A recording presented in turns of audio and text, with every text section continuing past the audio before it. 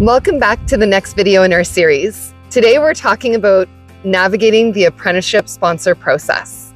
Mike, I'm wondering, can you tell me how you and your company have navigated the sponsorship process? Yeah, sure. So one thing we like to do is to stagger the process of bringing in new people. So we never want to have two first years at the same time, say, for a couple of reasons, because they both have to go to school at the same time, and that's very disruptive. But also, we want our older apprentices to be involved in training the younger apprentices. So like a 2-year gap between apprentices seems to have worked out well for us. In addition to that, we really put a lot of emphasis on the apprentice taking responsibility for themselves. So keeping track in their logbook, their hours, the areas that they've worked on, things like that. We always do an end of year review with each employee, apprentice, and full journey persons. And in that review, we always go over what they've done well in that year, what they need to improve upon, and what additional responsibilities they want to take on in the upcoming year. Now that's a formal thing. Informally, if we see that someone's not living up to expectations, I'll just take them aside and we'll have a quiet conversation. But we always are quietly pushing them to do more and to do better.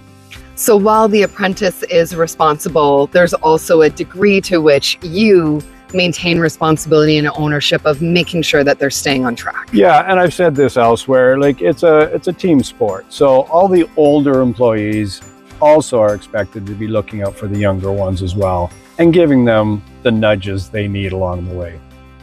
Mike shared some great strategies around navigating the apprenticeship process.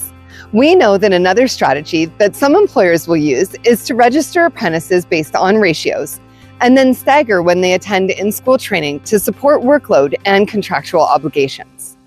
I agree that it's so important for apprentices to have responsibility and ownership in the apprenticeship process.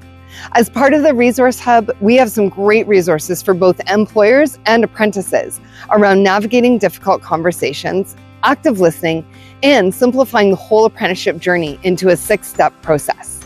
This includes information on how to connect with Skilled Trades Ontario, who are the Crown agency now overseeing apprenticeship certifications, and many other functions related to the skilled trades and apprenticeship processes. In addition, the Hub identifies group sponsors who can support employers and apprentices in navigating the apprenticeship and sponsorship process. So we'd like to thank you for joining us in this video series. Don't forget to check out the online Step Up and Succeed Resource Hub and reach out if you have any questions or need any support. Thanks, Mike. Thanks, Jan.